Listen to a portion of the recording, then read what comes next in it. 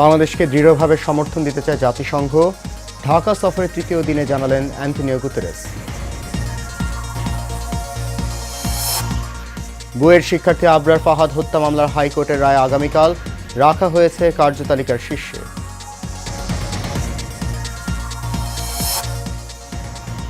গাজীপুরে কালিয়াকৈরে truck CNG মুখোমুখি সংঘর্ষ, নারীসহ ৩ জন নিহত, ঘাতক ট্রাক আটক। এবং আজ অনলাইনে বিক্রি হচ্ছে ঈদ যাত্রা ২৫ মার্চের ট্রেনের আগাম টিকিট। রেল স্টেশনে তেমন কোনো ভিড় নেই।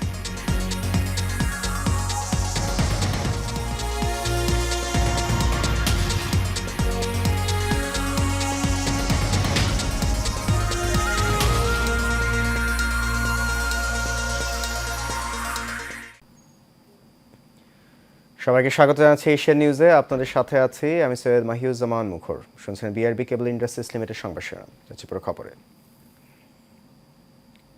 রাজধানী গুলশানে ইউএন হাউস উদ্বোধন করলেন জাতিসংঘ মহাসচিব অ্যান্টনিও গুতেরেস। শনিবার সকালে উদ্বোধন শেষে জাতিসংঘের কার্যালয় পরিদর্শন করেন তিনি। পরে বাংলাদেশ জাতিসংঘ সম্পর্কের ৫০তম বার্ষিকী উপলক্ষে আয়োজিত অনুষ্ঠানে বিভিন্ন আলোকচিত্র ঘুরে দেখেন জাতিসংঘ মহাসচিব। সংক্ষিপ্ত ব্রিফিংয়ে তিনি জানান, গুরুত্বপূর্ণ এই সময়ে বাংলাদেশকে সমর্থন দিতে দৃঢ় প্রতিজ্ঞ জাতিসংঘ। নিকট অতীতের থেকে আরও কার্যকরভাবে বাংলাদেশের পাশে থাকার অঙ্গীকারও ব্যক্ত করেন তিনি। এ সময় উপস্থিত ছিলেন শিল্প মন্ত্রণালয় ও গৃহায়ন এবং গণপূর্ত মন্ত্রণালয়ের উপদেষ্টা আদিলুর রহমান খান।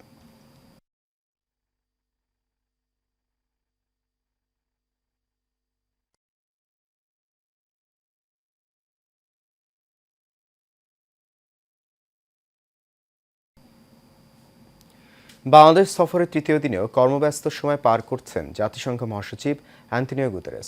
কয়েকটি রাজনৈতিক দলের নেতা এবং সংস্কারের উদ্দেশ্যে গঠিত জাতীয় ঐকমত্য কমিশনের সঙ্গে এখন বৈঠকে বসছেন জাতিসংঘ মহাসচিব। এছাড়া হোটেল ইন্টারকন্টিনেন্টালে বাংলাদেশের সুশীল ও যুব প্রতিনিধিদের সঙ্গে বৈঠক করার কথা রয়েছে।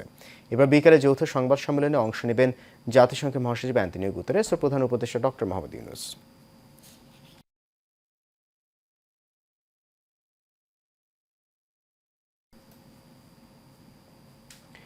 বাংলাদেশ প্রকৌশল বিশ্ববিদ্যালয়ের শিক্ষার্থী আবরার ফাহাদ হত্যা মামলায় হাইকোর্ট আগামীকাল রোববার রায় দেবেন। বিচারপতি এ.কে.এম. আসাদুজ্জামান ও বিচারপতি সৈয়দ এনায়েত হোসেনের হাইকোর্ট বেঞ্চ রায়ের জন্য এদিন ধার্য করেছেন। এর আগে আবরার ফাহাদ হত্যা মামলায় ডেথ রেফারেন্স ও আসামিদের আপিলের ওপর ২৪ ফেব্রুয়ারি শুনানি শেষ করে রায়ের জন্য অপেক্ষমান রাখা হয়। সুপ্রিম কোর্টের ওয়েবসাইটে দেখা যায়, এটির রায়ের জন্য রোববারের কার্যতালিকায় আছে। ২০১৯ সালের ৭ অক্টোবর রাতে বুয়েটের দ্বিতীয় বর্ষের ছাত্র আবরার ফাহাদকে ছাত্রলীগের একদল নেতাকর্মী পিটিয়ে হত্যা করে। হত্যাকাণ্ডে জড়িত থাকার দায়ে ২০২১ সালের ৮ ডিসেম্বর বুয়েটের ২০ শিক্ষার্থীকে মৃত্যুদণ্ড দেন আদালত। পবিত্র ঈদ উল ফিতর উপলক্ষে ঘরমুখী মানুষের যাতায়াত নির্বিঘ্ন করতে ঈদের আগে ২৫ মার্চের ট্রেনের অগ্রিম টিকিট বিক্রি হচ্ছে আজ। সকাল ৮টা থেকে টিকিটগুলো অনলাইনে বিক্রি শুরু হয়। এই সময় পাওয়া যাবে রেলওয়ের পশ্চিমাঞ্চলের আন্তনগর ট্রেনের টিকিট। দুপুর ২টার পর শুরু হয় পূর্বাঞ্চলের আন্তনগর ট্রেনগুলোর টিকিট বিক্রি। বরাবরের মতো এবারেও আন্তনগর ট্রেনের ৭ দিনের অগ্রিম টিকিট বিশেষ ব্যবস্থায় বিক্রি করা হবে। যাত্রীদের সুবিধার্থে শতভাগ টিকিট অনলাইনে বিক্রি করা হবে। বিশেষ ব্যবস্থায় বিক্রি হওয়া কোনো টিকিট রিফান্ড করার সুযোগ থাকছে না।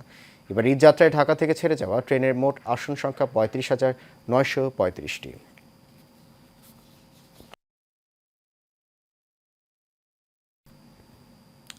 পহেলা বৈশাখের আগে ঢাকা উত্তর সিটি কর্পোরেশনের প্রতিটি ওয়ার্ডের অলি গলির রাস্তা মেরামত ও পিচ ঢালাইয়ের কাজ শেষ করা হবে।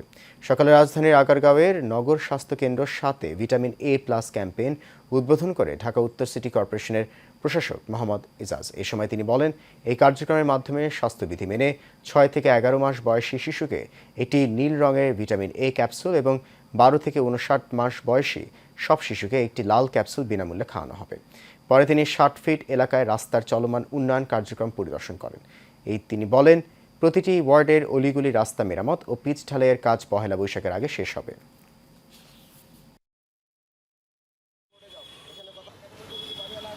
পহেলা বৈশাখের আগে আমাদের ঢাকার অলি গলিতে যতটুকু পরিমাণ কাটা হয়েছে, পটহোল আছে, এগুলো সবগুলো রিপেয়ার করে দেওয়া হবে। এবং আপনারা লক্ষ্য করেছেন, জোন 2-তে রিপেয়ার শেষ হয়ে গিয়েছে। জোন 5 এটি, জোন 4-এ কাজ চলছে। জোন 5-এ আমরা কিছু রিশাফল করছি অ্যাডমিনিস্ট্রেটিভ জায়গা থেকে, এবং আমরা আশা করি এটা আগামী সপ্তাহ থেকে শুরু হবে। এবং অন্যান্য জোনগুলোতেও কিন্তু পটহোল এবং এই রোড কাটিং এবং এই পিচ ঢালাই যতটুকু সমস্যা ছিল সেটা সমাধান করা শুরু হয়েছে। আমি যখন দায়িত্ব নিয়েছি তখন আমাদের এগুলো শর্টেজ ছিল। আমরা দ্রুততর সাথে আমাদের যে পুরো টিম আছে, বিশেষ করে আমাদের ইঞ্জিনিয়ারিং টিম, তারা খুব দ্রুত এই পারচেসটি করে ফেলেছেন। ধর্ষকদের প্রকাশ্য জনসম্মুখে ফাঁসিসহ ৯০ দিনের মধ্যে ধর্ষণ মামলা নিষ্পত্তির দাবি জানিয়েছে মহিলা জামাত। শনিবার জাতীয় প্রেস ক্লাবের সামনে ধর্ষণের প্রতিবাদে ও ধর্ষকদের শাস্তির দাবিতে এক মানববন্ধনে দাবি জানান মহিলা জামাতের নেতাকর্মীরা। ধর্ষকদের জনসম্মুখে ফাঁসি দেওয়ার দাবি করেন মহিলা জামাত। মহিলা জামাতের নেতৃবৃন্দ ৫ দফা দাবি উপস্থাপন করেন। জামাতের মহিলা বিভাগের সেক্রেটারি অধ্যাপক নুরুন্নেসা সিদ্দিকা বলেন, আসিয়া হত্যার মামলার রায় ১ সপ্তাহের মধ্যে দিতে হবে এবং আসামিদের মৃত্যুদণ্ড দিতে হবে। শিশু আসিয়াকে শুধু ধর্ষণ করা হয়নি, হত্যাও করা হয়েছে। এই ঘটনার সঙ্গে জড়িতদের সরকারের ঘোষণা ও তাদের ৫ দাবির আলোকে বিচার করতে হবে, নতুবা নারী সমাজ কঠোর আন্দোলনের রাজপথে নেমে আসবে।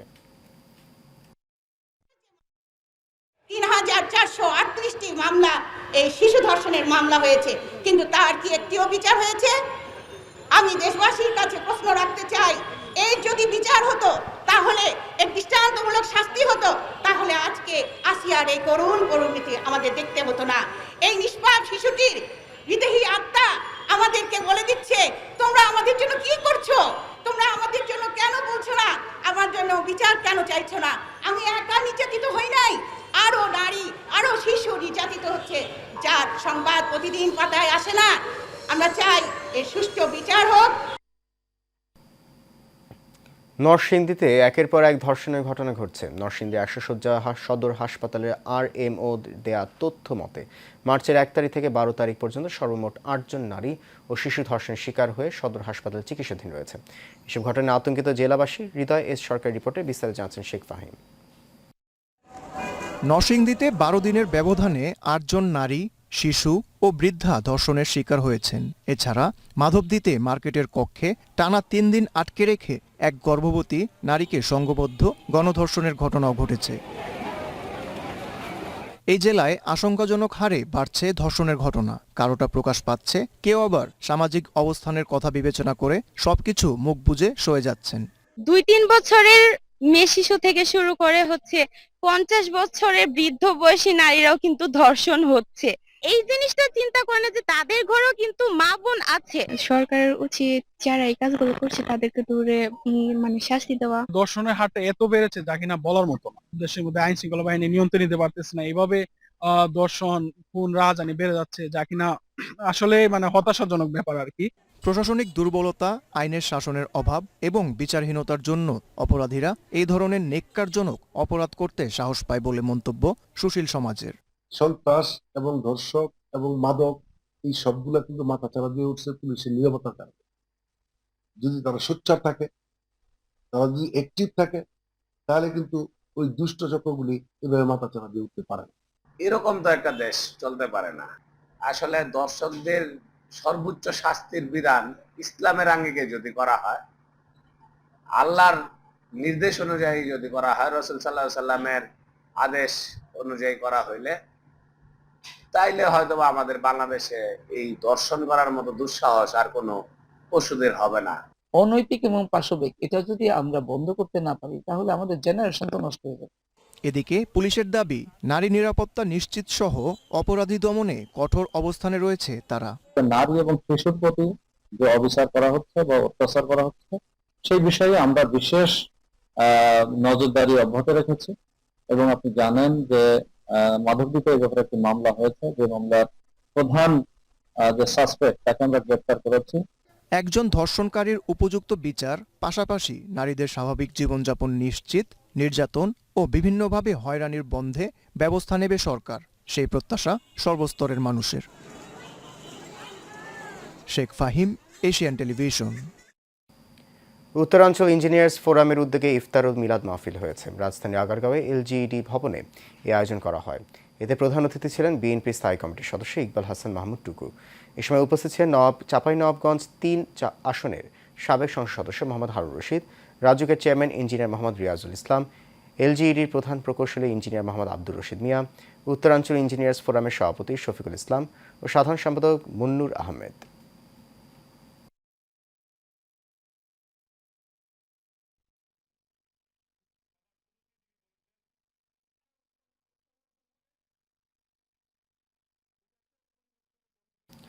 চাঁদপুরের মতলব উত্তর উপজেলায় সালেহা বেগম নামে এক ভিক্ষুক বৃদ্ধার বসতঘর ভেঙে নিয়েছে দুর্বৃত্তরা। উপজেলার শাহবাজকান্দি গ্রামের মিজি বাড়িতে এই ঘটনা ঘটে। এই ঘটনায় ওই বৃদ্ধার নাতি ইয়াসিন বাদী হয়ে থানায় একটি অভিযোগ দায়ের করেন। ভুক্তভোগীর অভিযোগ, তার স্বামীর রেখে যাওয়া ভিটামাটিতে একটি ছোট ঘর তুলে বসবাস করে আসছিলেন তিনি। তার জীবিকা নির্বাহ করার কোনো ব্যবস্থা না থাকায় মানুষের কাছ থেকে সহযোগিতা নিয়ে চলতে হয়। হঠাৎ করে প্রতিবেশী শামীম মিজি সহ তার পরিবারের সদস্যরা তার ঘরটি ভেঙে নিয়ে যায়।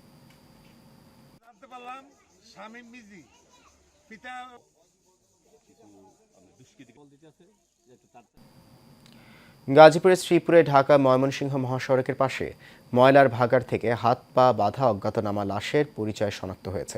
পেশাদার সংঘবদ্ধ চক্র ৫,০০০ টাকা ছিনিয়ে নিতে এলোপাতাড়ি ছুরিকাঘাতে খুন করে গার্মেন্টস শ্রমিক মোহাম্মদ রেজাউল করিমকে। এই ঘটনায় জড়িত ৩ জনকে গ্রেপ্তার করেছে পুলিশ। শ্রীপুর থানা পুলিশ সংবাদ সম্মেলনের মাধ্যমে সব তথ্য জানিয়েছে। নিহত মোহাম্মদ রেজাউল করিম নেত্রকোনা জেলার সদর উপজেলার দুর্গাশ্রম গ্রামের ইসাক মুন্সির ছেলে। তিনি শ্রীপুর উপজেলা থেকে স্থানীয় একটি পোশাক কারখানায় শ্রমিকের কাজ করেন।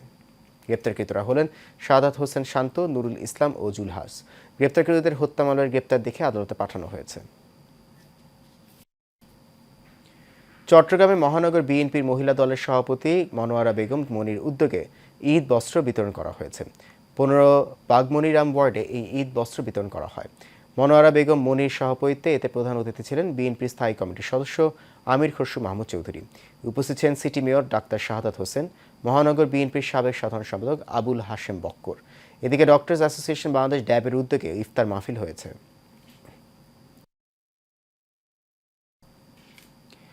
সাবেক শিল্পমন্ত্রী দিলীপ বড়ুয়া ও বিপ্লব বড়ুয়ার পরিবারের দখলে থাকা রামপুর নুরানি জামে মসজিদের নামে ওয়াকফ করা সম্পত্তি অবিলম্বে মসজিদ কমিটিকে হস্তান্তরের দাবিতে বিক্ষোভ সমাবেশ ও মানববন্ধন করা হয়েছে। চট্টগ্রাম দক্ষিণ রামপুরার এলাকাবাসীর উদ্যোগে এর আয়োজন করা হয়। দুপুরে আয়োজিত বিক্ষোভ সমাবেশে মসজিদ কমিটির সভাপতি দিদারুল আলমের সভাপতিত্ব, সাধারণ সম্পাদক সেকান্দার আলমের পরিচালনায় উপস্থিত ছিলেন সহসভাপতি আব্দুর নূর, সদস্য আব্দুল মান্নান, মোহাম্মদ বাহাদুর আলম সহ অনেকে।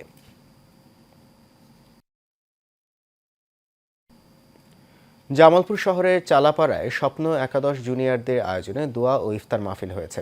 এতে প্রধান অতিথির বক্তব্য রাখেন স্বপ্ন একাদশের প্রধান উপদেষ্টা ও জিয়া সাইবার ফোর্স কেন্দ্রীয় নির্বাহী কমিটির সহ সাংগঠনিক সম্পাদক শুভ পাঠান। এ সময় বিশেষ অতিথি ছিলেন স্বপ্ন একাদশের সভাপতি রিপন হোসেন হৃদয়, শাহরিয়ার হোসেন বিদ্যুৎ সহ আরও অনেকে।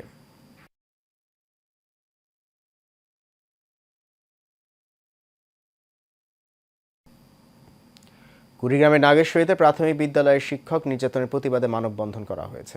প্রেস ক্লাব নাগেশ্বরীর সামনে এর আয়োজন করা হয়। এই সময় উপস্থিত ছিলেন বাংলাদেশ শিক্ষক সমিতির উপজেলা শাখার সভাপতি শহীদুল ইসলাম, সাধারণ সম্পাদক মোহাম্মদ রিয়াজুল ইসলাম, প্রেস ক্লাব নাগেশ্বরীর সভাপতি রফিকুল ইসলাম, প্রশাসন স্কুল অ্যান্ড কলেজের ভারপ্রাপ্ত প্রধান শিক্ষক ওমর ফারুক ও বেসরকারি প্রাথমিক বিদ্যালয়ের সভাপতি মিজানুর রহমান মিন্টু সহ অনেকে।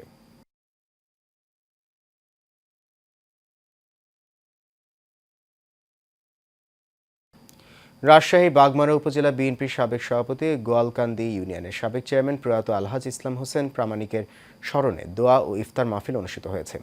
কনপাড়া উচ্চ বিদ্যালয় মাঠে উক্ত অনুষ্ঠানের প্রধান অতিথি হিসেবে উপস্থিত ছিলেন সাবেক সাংসদ অধ্যাপক আব্দুল গফুর। এছাড়া উপস্থিত ছিলেন বাগমারা উপজেলা বিএনপির আহ্বায়ক DM জিয়াউর রহমান জিয়া, সদস্য সচিব অধ্যাপক মোহাম্মদ কামাল হোসেন, তাহিরপুর পৌরসভার সাবেক মেয়র শামসুর রহমান মিন্টু সহ আরও অনেকে। নরসিংদীর রায়পুরায় জামাতে ইসলামী উপজেলা সদর পলাশতলী ইউনিয়ন শাখার উদ্যোগে পবিত্র মাহে রমজানের তাৎপর্য শীর্ষক আলোচনা সভা ও ইফতার মাহফিল হয়েছে। পলাশতলী বাজার চত্বরে আলোচনা সভায় সভাপতিত্ব করেন জামাতের পলাশতলী ইউনিয়ন শাখার সভাপতি মাইনুদ্দিন। এতে প্রধান অতিথি বক্তব্য রাখেন জামাতের রায়পুরা সদর শাখার আমির মাওলানা জাহাঙ্গীর আলম।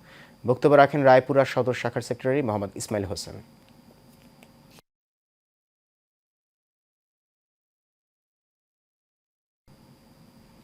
বগুড়ার শিবগঞ্জ উপজেলায় দারিদ্র ফাউন্ডেশনের উদ্যোগে ৩ শতাধিক অসহায় গরিব ও এতিমদের মাঝে ঈদ সামগ্রী বিতরণ করা হয়েছে। উপজেলার আচলাই সরকারি প্রাথমিক বিদ্যালয় মাঠে এই কর্মসূচিতে উপস্থিত ছিলেন ফাউন্ডেশনের প্রতিষ্ঠাতা মাহের ইসলাম, সহসভাপতি মনিরুল ইসলাম, সাধারণ সম্পাদক তাইজুল, সহ সাধারণ সম্পাদক শামীম হোসেন সহ অনেকে।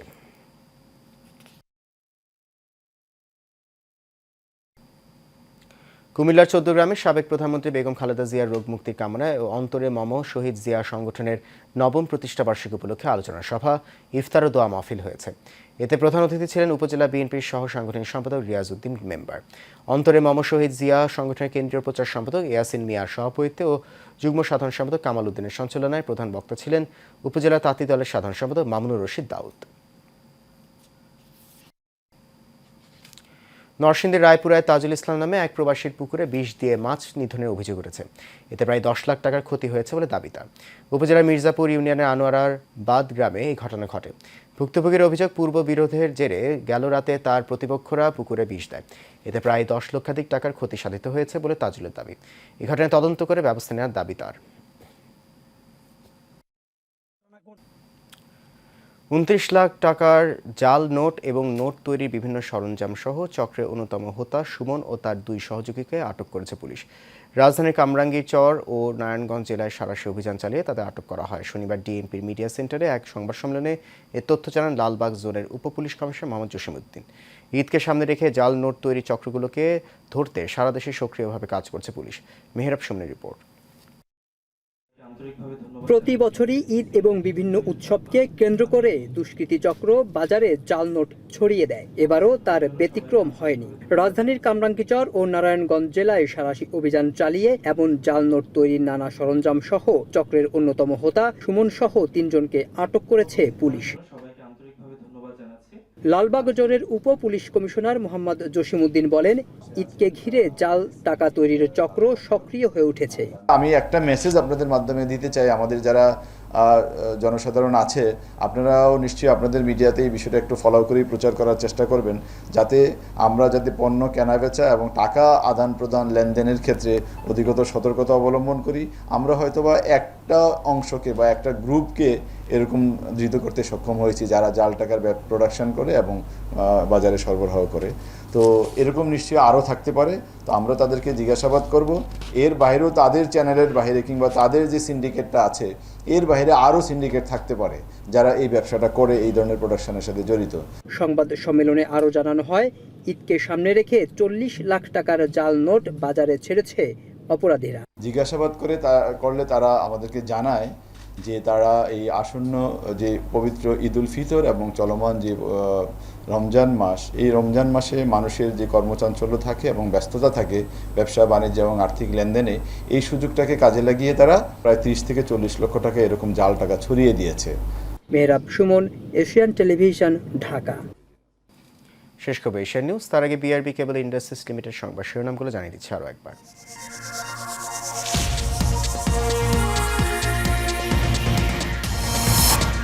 বাংলাদেশকে দৃঢ়ভাবে সমর্থন দিতে চায় জাতিসংঘ।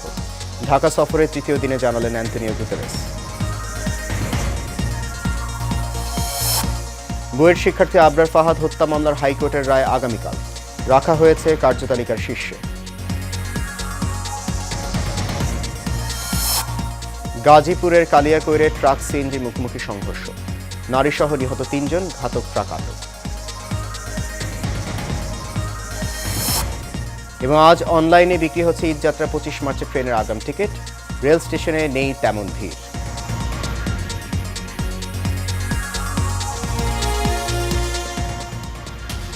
এশিয়ান নিউজ এ পর্যন্তই। আমাদের পরবর্তী সংবাদ দেখার আমন্ত্রণ রইল। এতক্ষণ সঙ্গে থাকার জন্য অনেক ধন্যবাদ সবাইকে।